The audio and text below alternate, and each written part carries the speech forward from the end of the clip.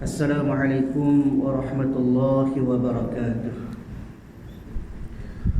A'udzubillahi minasyaitonirrajim. Bismillahirrahmanirrahim. Alhamdulillahi rabbil alamin. Wassalatu wassalamu ala asyrafil anbiya'i wal mursalin sayyidina maulana wa nabiyyina wa habibina wa syafi'ina wa qudwatina wa uswatina Muhammadin sallallahu alaihi wasallam wa ala alihi wa ashabihi ajma'in. Allahumma faqihna fid din waftah alaina futuhal arifin waj'al a'malana khalisatan liwajhikal karim ya arhamar rahimin. Allahumma iftah alaina hikmatak وانشر علينا من خزائن رحمتك يا أرحم الراحمين. رب اشرح لي صدري ويسر لي أمري واحلل عقدة من لساني يفقهوا قولي والحمد لله رب العالمين آمين.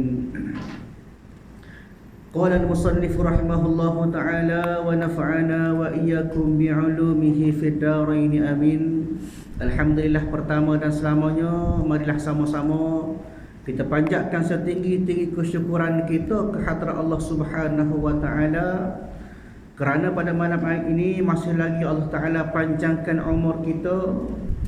Allah Taala masih lagi memberikan kekuatan kepada kita dengan inayah daripada Allah Taala untuk kita meneruskan ketaatan kepada Allah Taala, dan diberikan oleh Allah Subhanahu wa taala dengan berbagai nikmat kepada kita atas jalan supaya kita bersyukur kepada Allah Ta'ala, dan kita gunakan segala nikmat yang diberikan oleh Allah Subhanahu wa Ta'ala itu kepada kita untuk kita meneruskan keimanan dan ketakwaan kita kepada Allah Subhanahu wa Ta'ala dengan cara kita buat ibadat kepada Allah Ta'ala boleh semaya berjamaah. Alhamdulillah, yang mana kata Nabi SAW,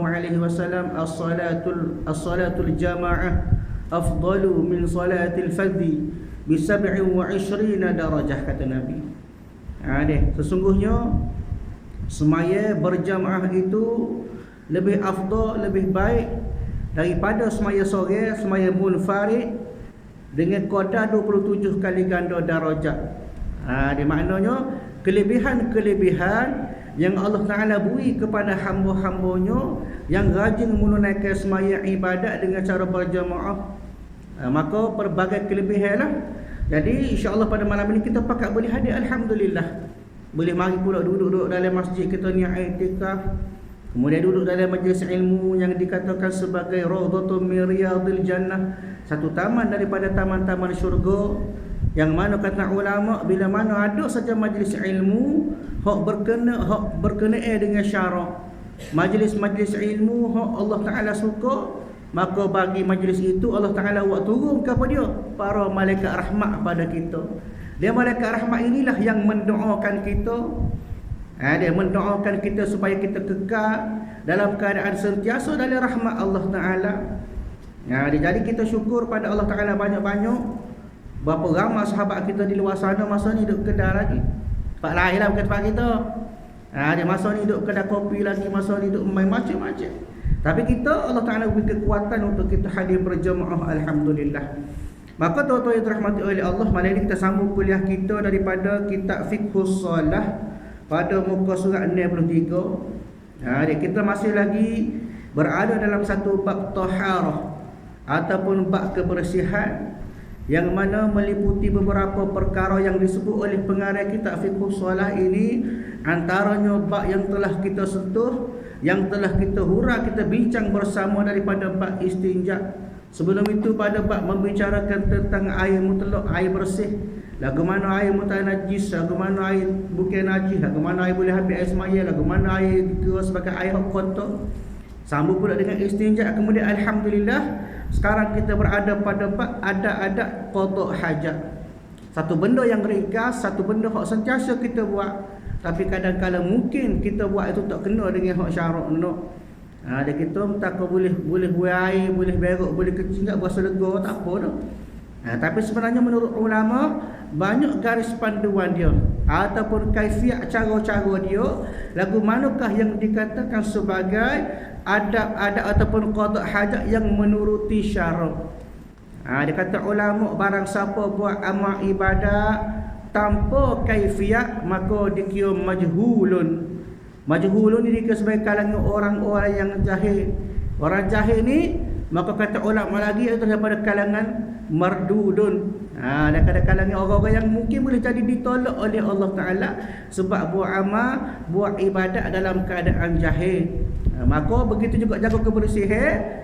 Jaga kebersihan ni merupakan satu asas kita nak buat amal ibadat. Bukan setakat bersih zahir daripada segala najis-najis, benda-benda yang boleh menyebabkan tak sah semaya, batalnya wuduk dan sebagainya, tapi juga pada bab bersihnya batin hati kita, menghadap Allah Ta'ala dalam keadaan ikhlas hati kita, betul-betul menyerahkan diri kita kepada Allah Ta'ala dalam buat amal ibadat. Dia kadang-kadang kita semaya tu ingat ke benda lain dah. Sedangkan semaya tu untuk Allah Ta'ala, beribadat kepada Allah dengan cara semaya, tapi dalam semaya kita gagal, kita duk fikir benda lain. Pagi-pagi lagi kita tipu Allah Ta'ala. Lagu mana? Bila mana kita baca doa iftitah, inna salati wa nusuki wa mahyaya wa mamati lillahi rabbil alamin, kita baca sungguhnya semaya aku, ibadatku, hidupku, matiku, semua tu kerana Allah Ta'ala semata-mata. Kita sebut dalam doa iftitah, tapi tak ada apa, tunggu masjid ilir dah selipar. Di nona ayat di sini tuan-tuan yang dirahmati oleh Allah. Kadang-kadang hak kita sebut tak serupa dengan hati kita. Hak kita sebut tak serupa dengan hak kita buat. Jadi sebab apa? Nak kepada kita faham. Apa saja biar ada ilmu. Ilmu fiqh, nak ibadat kena ada ilmu. Nak bersih hati, ilmu tasawuf kena faham, kena mengaji. Begitu juga pada bab ilmu akidah usuluddin kena faham. Barulah kita boleh buat amal selari ataupun serupa dengan kehendak Allah Taala. Baik, kita berada pada bab adab qada hajat pada muka surat 63, cara-cara ataupun kaifiat yang makruh. Deh. Kuliah minggu lepas kita sebut dah lagu mana yang dikatakan sebagai benda-benda haram bila mana kita qada hajat. Deh, antaranya apa? Kita menghadap kiblat, haram. Ataupun membelakang ke kiblat, haram. Kemudian kita pula buat kita qada hajat dalam tempat-tempat mulia, ibadat kita, tempat-tempat ibadat dalam masjid, surau sebagainya, haram. Kemudian ke tempat ramai orang, jalan raya pun haram. Tempat-tempat orang lain kecuali diizin ketua dia, kalau tak izin jadi haram. Kemudian dalam lubang hak ada binatang, kita tahu dalam tu ada binatang, haram juga kita qada hajat situ. Kemudian di atas kubur, di atas makanan, kemudian di atas tulang, kerana apa? Kerana tulang tu makanan jin. Kemudian ada atas Quran, kitab-kitab agama. Kalau ada niat menghina pula, jatuh ke murtad, keluar daripada agama Islam. Kemudian terakhir pada kuliah lepas kita sebut bahawasanya bila mana kita masuk benda-benda hak mulia, contohnya ayat-ayat Quran ko, hadis ko, nama Allah ko, nama Nabi ko dan sebagainya, berkaitan dengan kemuliaan agama kita, masuk dalam tanda ataupun guna untuk buat sebagai satu alat untuk kita qada hajat, maka hukum dia haram. Di mana ni kita nak sambung tentang cara-cara makruh. Bila sebut makruh, maka dalam bahagian fiqh, makruh asal daripada perkataan karaha. Karaha fi'lul madhi, bahasa Arab kita belajar nahwu, karaha fi'lul madhi, lepas dah. Benda hak Tuhan bercinta. Yakrahu, dia sedang ataupun akan berlaku, fi'lul mudhari'. Kalau kita ngaji nahwu lagu itulah. Dia makruhun ay maf'ulun, sifat ataupun perbuatan. Kalau kaedah nahwu, bila masuk huruf mim, bila duduk atas wazan maf'ul, maknanya orang hok je buat tu. Contohnya dia maf'ulun, orang je buat, makulun, orang je makan, madrubun, orang hok pukul, maknanya orang hok je buat. Bila sebut makruhun, maknanya orang hok melakukan benda-benda hok Allah Taala larang. Itu maksudnya. Mana cara-cara makruh? Maknanya cara-cara ini jadi makruh bila mana kita buat dalam keadaan kita nak qada hajat. Yang pertama apa dia? Berdiri kecuali ada keuzuran. Ni biasanya orang lelaki lah. Dia kita kadang-kadang kita berdiri bila kita qada hajat. Jadi bila berdiri maka makruh hukum dia. Dia kita kecing berdiri. Kenapa? Antaranya disebut oleh ulama rahimahullahu taala, antaranya hadis Nabi sallallahu alaihi wasallam, Nabi kata gano. Satu ketika diriwayatkan oleh Huzaifah Al-Yamani, katanya beliau berkata, atan Nabi sallallahu alaihi wasallam sabatatu qaumi qabal qa'iman thumma da'a bima'in fajituhu bima'in fatawta'a. Maksudnya hadis Nabi sebut, satu ketika Nabi ni pergi tempat pembuangan sapuh sesuatu kaum. Dia pergi tempat kotor lah, tempat orang buang sapuh, tempat tahu sapuh. Kalau kita kat tempat buang sapuh majlis daerah tu lah. Maka Nabi pergi tempat tu, maka Nabi kencing secara berdiri. Maka ketika itu Nabi minta kepada Huzaifah Al-Yamani tadi orang mari air. Dia orang mari air, kemudian Nabi lepas pada Nabi selesai istinja Nabi pun berwudu. Maka ini hadis menunjukkan kepada kita Nabi dalam keadaan darurah ataupun terpaksa, maka dia kencing berdiri. Maka ulama sebut kepada kita, sekiranya kita rasa, kita yakin dengan kencing berdiri tersebut boleh menyebabkan najis naik ke pakaian kita, meciklah kita kata. Dia mecik. Tempat tu tempat memang agak kotor lah, kita kadang-kadang najis, kadang-kadang tanah ni pun ada hak pesi tanah ni dia mecik. Dia kalau ni mungkin tak mecik sebab apa? Sebab ada tanah pun tanah duduk tu dia. Maka mungkin tak mecik lah. Tapi kalau kita khawatir mecik, maka hukum dia jelas di situ. Sekiranya kita yakin air mecik, maka tak boleh jatuh pada haram. Makruh ni sekiranya kita khawatir benda tu tak ada gapo. Cuma keadaan berdiri tersebut dikatakan makruh. Maka dalam keadaan itu disebut oleh Sayyidatina Aisyah radhiyallahu anha pula, berdasarkan kepada hadis tadi, maka kata Sayyidatina Aisyah, man haddatsakum anna Nabi sallallahu alaihi wasallam kana yabulu qa'iman fala tasaddaquhu ma kana yabulu illa qadiman. Sayyidatina Aisyah pula sebut, sesiapa yang bercerita kepada kalian bahawasanya Rasulullah kadang-kadang kencing berdiri, maka janganlah kalian percaya. Tidakkah Rasulullah sallallahu alaihi wasallam itu kencing melainkan dalam keadaan duduk? Ini dua hadis berbeza nak tunjuk sini. Hadis pertama tadi sahabat kata Nabi kencing berdiri. Hadis yang kedua Sayyidatina Aisyah kata, tak ada. Kalau siapa sebut gitu jangan percaya sebab Nabi tak kencing berdiri. Maka di sini ulama hadis pula sebut bahawasanya ni bila hak ni nak kepada apa yang dikatakan sebagai qiyas ulama. Sebab itu kita kena faham hukum perundangan Islam dia ada 4. Quran, hadis, ijma', qiyas ulama. Apa dia? Quran hak Tuhan sebut, ada Quran jelas. Kadang-kadang Quran ni sebut hak tak jelas ada juga. Bagaimana ulama sebut innal Qur'ana zahiran wa batina. Quran ada hak jelas, ada hak tak jelas. Ulama Quran sebut kata apa? Inilah ayat yang dikatakan sebagai ayatul mutasyabihah. Ayat hak nak kepada huraian pula. Contohlah ke mana? Quran sebut yadullahu fawqa aydihim, tangan Allah di atas tangan-tangan mereka. Maka ayat ni kalau kita dengar zahir, jadi pelik lah. Sebab apa? Sebab Allah Ta'ala ada tangan. Maka ulama meletakkan ayat ini sebagai ayat yang mutasyabihah, kena hura pula. Lagu mana nak hura? Berdasarkan kepada ahli mufassirin ataupun tengok daripada hadis Nabi sallallahu alaihi wasallam. Itu gambar dia. Hadis Nabi pula ada setengah tu tak jelas. Maka ulama hadis sebut, buat perkataan sama-sama dia, bincang. Hadis ni kata gini, apa dia hak nak sebenarnya? Masing-masing waktu berhujah. Ulama hadis ni kata gini dalil dia. Ulama hadis ni kata gini dalil dia. Sama-sama ulama hadis. Maka bila kumpul ramai-ramai, ambil pendapat yang paling muktabar ataupun yang dikatakan pendapat yang paling disepakati, maka timbullah satu pendapat yang dikatakan sebagai ijma' ulama. Maknanya pendapat ramai-ramai ulama. Kemudian tiba-tiba dalam ramai-ramai ulama tu juga ada hak tak kena. Apa maksud tak kena tu? Berada pada masa sekarang contohnya. Dulu-dulu tak ada cerita tu, tiba-tiba lah ni ada. Dekat arah moden ni dia jadi berubah. Hukum-hukum setengah tu dia ada dipanggil sebagai hukum tidak qat'i. Adapun hukum qat'i hak jelas. Semaya 5 waktu sehari semalam jelas. Dia semaya, kita kata semaya berapa rakaat, itu jelas qat'i dah. Ulama sebut peringkat awal dalam ijma' ulama sebut dah. Kemudian dalam ni tak ada perubahan. Contoh kita katakan pada bab musafir.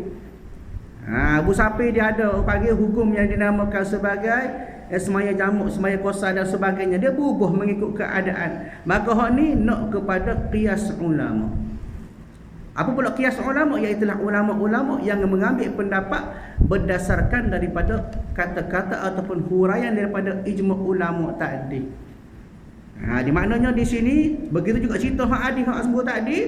Ada Sayyidina Aisyah kata Nabi tak kecil berdiri. Dalam masa sama ulama ataupun sahabat sebut tadi, sahabat sebut Nabi kecil berdiri. Maka dalam keadaan itu imam ataupun yang dikatakan oleh para ulama, antaranya disebut oleh Imam Hafiz Ibnu Hajar Al-Asqalani rahimahullahu ta'ala sebut, maka yang zahirnya baginda melakukannya, makna Nabi buat tadi, Nabi kecil berdiri adalah untuk menjelaskan akan keharusan dia. Mana kata boleh dalam keadaan darurah. Mungkin depan Sayyidatina Aisyah Nabi tak tunjuk sebab tidak berlaku darurah. Tapi bila berlaku bersama sahabat, Nabi dalam perjalanan lorak ke pergi ke sebagainya, maka terpaksa tunjuk benda tu boleh buat. Maka tunjuk untuk apa? Untuk menjelaskan keharusan dia tu dalam keadaan baginda membuang air secara duduk. Maknanya gambaran kepada kita boleh berlaku, tapi dalam keadaan tidak darurah ataupun tidak terpaksa, sebaik-baiknya kita kecil duduklah. Lebih memberi satu kebaikan kepada kita pada bab kesempurnaan dalam bab qada hajat tadi. Maka ini disebut dalam kitab Fathul Bari, Syarah Sahih Bukhari dan Ibnu Hajar pada bab 1 muka surat 330. Maknanya makruh berdiri dalam keadaan itu kecuali jika ada keuzuran. Jenis kita ni jenis sakit lutut, tak boleh nak lipat lutut, maka terpaksa kecil berdiri. Hal ni dikatakan sebagai keuzuran. Bukan pisah. Kadang-kadang klik hunggah duk tengah main bola, dia berhenti rehat. Hunggah masuk kecil berdiri, tu tidak dipanggil keuzuran. Maknanya jika uzur barulah boleh kencing berdiri. Baik. Yang kedua, makruh juga dalam keadaan kita qada hajat bercakap-cakap tanpa mustahab. Ni pun ramai juga orang dia buat lah ni. Tapi bukan tempat kita lah, tempat lain lah. Kecek bila-bila buai air. Tanda kita dia kecek dengan orang sebelah. Huha. Poduk kedai kopi, poduk luar. Sedangkan dalam masa tersebut dia duk qada hajat. Maka hukum dia makruh. Maknanya Allah Ta'ala bercilah. Makruh ni kalau boleh kita mengelakkan lah. Dia makruh. Pasal apa? Pasal setengah makruh boleh khawatir membawa kepada hukum haram. Hukum asal makruh, tapi boleh jadi ke haram. Sebab apa? Jika ada berlakunya benda-benda hak boleh membawa kepada haram, maka makruh. Bila mana Tuhan benci, senanglah Tuhan nak marah tu, dia benci kan. Sebab kita lah. Dan kita orang tu kita benci lama dah. Kalau ada kes kat memang balas lah. Di maknanya kita sudah ada perasaan bila dah benci makruh, maka risau takut Allah Ta'ala jadi marah pada kita. Maka kena ngelak. Jadi sebab tadi antaranya kita kecek tak ada hal mustahab. Kecuali kita contoh tak ada air, dia ada air. Air boleh sejeluk ke atas. Contohnya. Kalau tak ada keperluan tak boleh nak kecek. Kadang-kadang kita masuk telefon, kecek dengan telefon dari tanah dia. Huha kecek. Dia sedekah hukum asal mengatakan makruh kita bercakap bila mana kita sedang qada hajat. Sebab apa? Antaranya dalil disebut oleh Imam Muslim rahimahullahu taala daripada Ibnu Umar radhiyallahu anhu.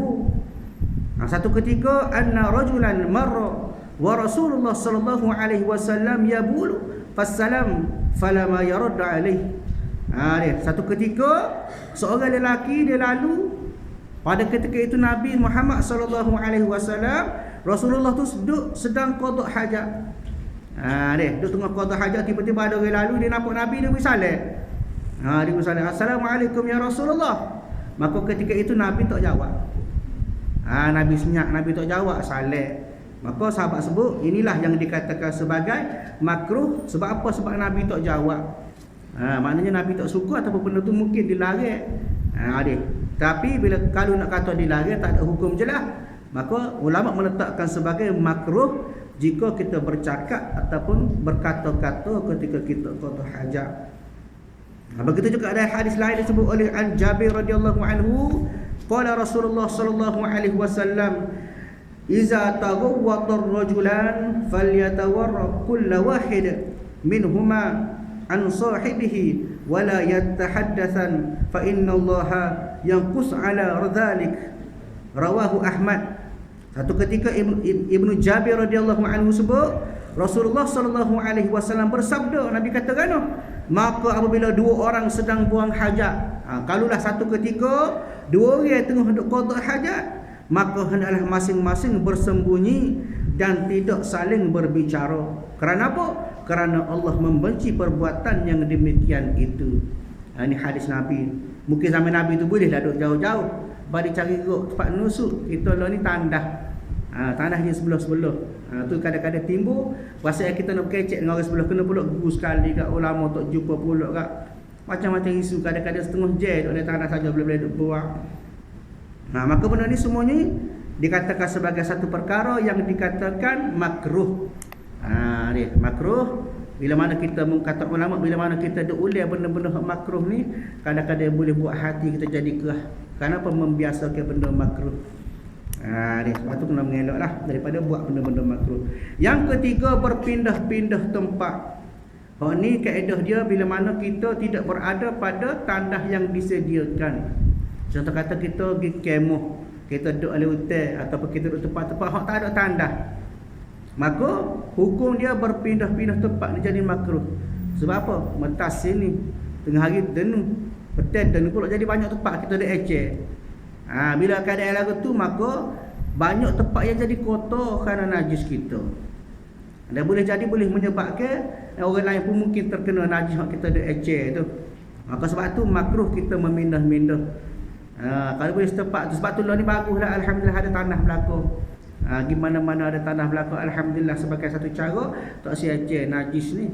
Maka ulama sebut, kalulah berlaku juga keadaan di mana tak ada tandas, maka hukum dia makruh kita duk buai air banyak tempat. Di sini situ macam-macam tempat, maka hak moleknya setempat. Hak molek lagi likung buat satu tempat khas. Di mananya hukum dia makruh. Baik, yang keempat, duduk berlama-lamaan di tempat qada hajat. Dia lama lah masuk tandah. Dia masuk tandah lama selalu. Dia tak tahulah semelit kau lagu mana kau. Jadi kau lama dalam tandah. Sedangkan kita kena ingat, tandah ini merupakan tempat kediaman rumah bagi syaitan. Sebab itu Nabi SAW, Nabi katakan, dia disebut satu hadis Nabi, bila mana nak masuk tandah, Nabi baca doa, Allahumma inni a'udzubika minal khubusi wal khaba'is. Maksudnya, ya Allah, aku berlindung daripadamu, denganmu ya Allah, daripada syaitan jantan dan syaitan betina. Apa sebab Nabi baca doa tu nak masuk tandah? Sebabnya ada syaitan dalam tandah tu. Nabi minta berlindung, minta supaya Allah Ta'ala jaga daripada syaitan jantan dan syaitan betina. Maknanya bila sebut tandah, mirhaus, merupakan tempat bagi syaitan. Syaitan kata ulama dia suka tempat-tempat kotor. Sebab itulah kalau boleh jangan bukan setakat tandah, rumah kita pun boleh jadi tempat syaitan bila kotor.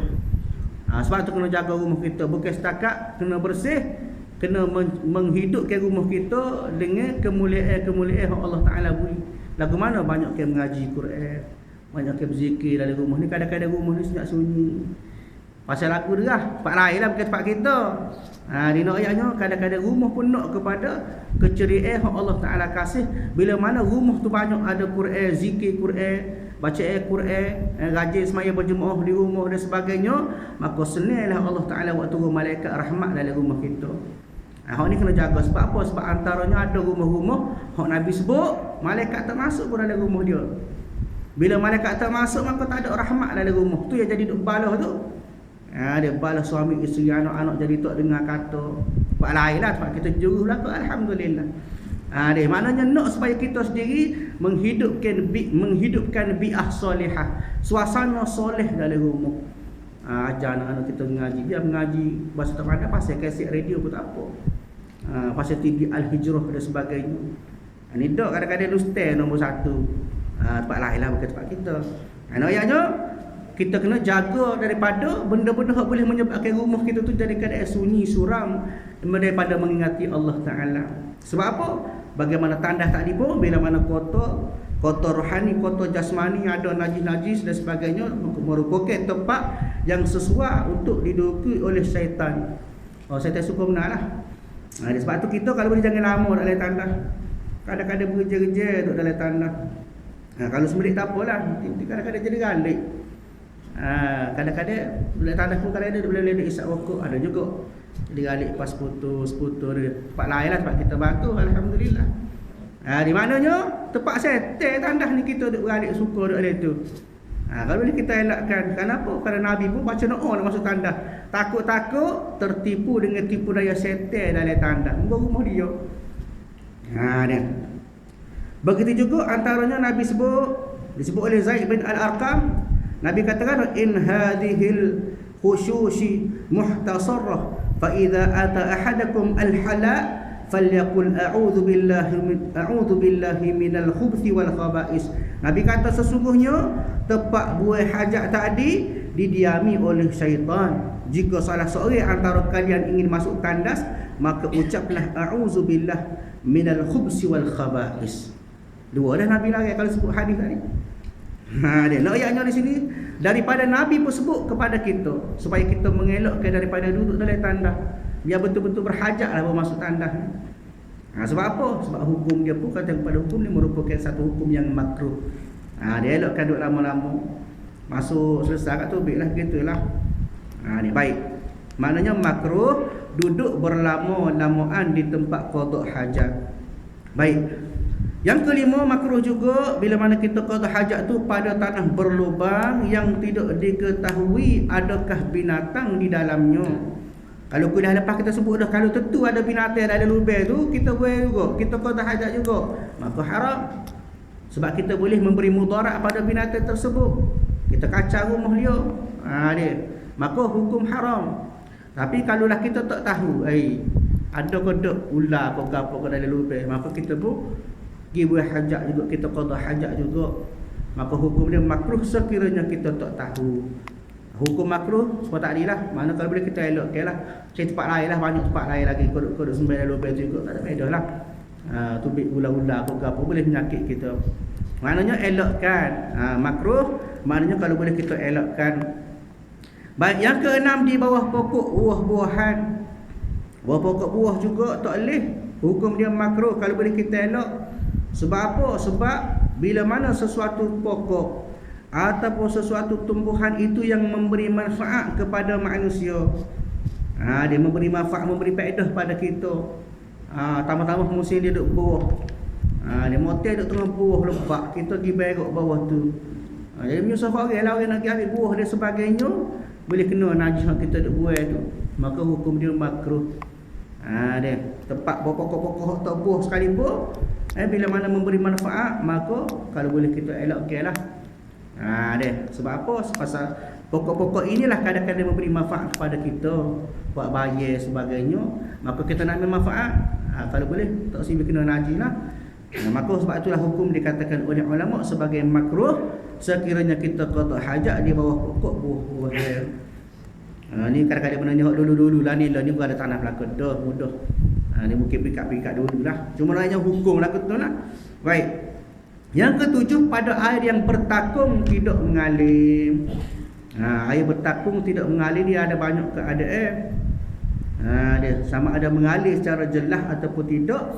Maka kalaulah kita kata nampak sebab bertakung, maka hukum dia tak boleh. Adapun sekiranya kita nampak bertakung tapi dia mengalir keluar juga. Contoh kita kata sebut tasik. Tasik ni sekiranya kita tak mengalir lah, bukan tak ada ombak, tak ada apa. Tapi kita tahu tasik ni biasa dia ada air tubik dia, anak-anak sungai dan sebagainya. Dan jika air itu jadi banyak, terlampau banyak hingga tidak mengganggu kebersihan air, maka tak ada masalah. Apa pun yang ada pun yang dikatakan sebagai tak mengalir ni, air-air kadang-kadang jadi makanan, minuman binatang-binatang dan sebagainya. Dia bahkan hadis Nabi sebut, An-Nabi SAW naha an yabalu fil ma'i zakib. Pada Nabi SAW sebut, Nabi larang kencing pada air yang bertakung. Ini satu hadis daripada Imam Ahmad, Imam Muslim dan juga Imam Nasa'i serta Ibnu Majah rahimahullahu taala. Hadis lain pula disebut dalam kitab Umdatul Ahkam, maka Nabi sebut anak Abi Hurairah radhiyallahu anhu, anna Rasulullah sallallahu alaihi wasallam qala la yabulanna ahadukum fil ma'id daim alladhi la yajri summa yaghtasil fihi.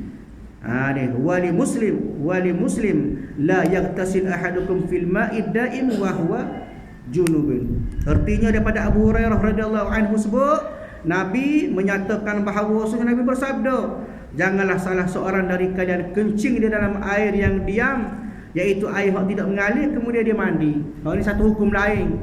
Lalu ni berlaku kadang-kadang dalam kolej mandi lah. Kita pergi mana-mana tempat-tempat dia, hotel dan sebagainya, kadang-kadang air itu tak tukar. Sedangkan kadang-kadang dia kecing dalam itu, maka hukum dia makruh. Sebab apa? Sebab kadang-kadang air itu boleh guna orang lain pula. Supaya tadilah, kalau kolej kat mungkin orang lain pula nak mandi sebagainya. Dia walaupun sekira-kira kadang-kadang air itu terlampau banyak. Sebab tak jadi haram. Sebab apa? Sebab tidak mengubah keadaan air. Boleh buat ambil air semaya. Sebab dia lebih pada satu kolah, selagi mana tidak mengganggu tiga sebab tu: bau, warna dan rasa. Kalau air banyak sekalipun tiba-tiba berubah, air jadi kuning ataupun air jadi bau, air jadi masing-masing, maknanya berubah rasa, berubah warna, berubah keadaan air tersebut, maka jadi haram. Adapun kalau dah sekadar contoh kita kata dia kecing dalam kolam yang air besar, maka tak berubah warna, tak berubah sifat, tak berubah bau sebagainya, maka dikatakan sebagai hukum dia makruh lagi. Tapi kalau kita tahu, maka sebaiknya eloklah kalau kita nak buat amal ibadat, nak ambil ismaya, kalau nak mandi wajib, kalau boleh kita elokkanlah. Cuma hukum di sini, bila mana kita kencing ataupun kita buat najis dalam keadaan air itu tak mengalir, maka hukum dia makruh. Seterusnya yang ke-8, dekat dengan kubur. Tak boleh juga, makruh juga, cari tempat lain lah. Dia ni sebagai satu tanda adat kita dengan orang yang sudah mati. Adat kita dengan tanah perkuburan. Walaupun kadang-kadang hancur dah. Dalam kubur tu hancur, kadang-kadang puluh-puluh tahun dah. Tapi atas sebab kita nak hormat kepada dia. Ada jenazah-jenazah meninggal dunia tu, maka kena hormat. Jadi maknanya hukum dia makruh sekiranya kita buang air dekat dengan kubur. Dan yang terakhir, makruh juga pada tempat angin bertiup kencang. Kau ni pada bab kebersihan lah. Kadang-kadang bila angin kuat ni, bila mana kita buang air, tama-tama kita kecil tu, kadang-kadang dia pergi merata.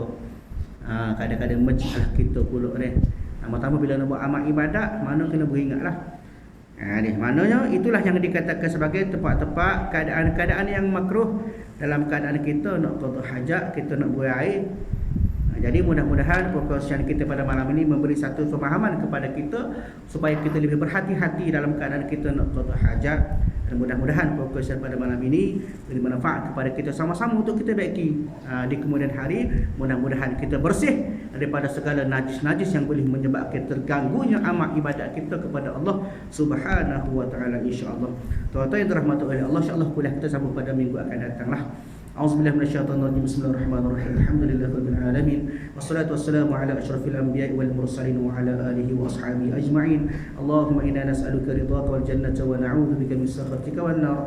Allahumma innaka 'afuwwun karimun tuhibbul 'afwa fa'fu 'anna wa 'an walidina wa 'an jami'il muslimina wal muslimati wal mu'minina wal mu'minat bi rahmatika ya arhamar rahimin. Rabbana atina fid dunya hasanah wa fil akhirati hasanah wa qina 'adzaban nar. Sallallahu ala sayyidina Muhammad wa ala alihi wa ashabihi ajma'in walhamdulillahi rabbil alamin. Assalamualaikum warahmatullahi wabarakatuh.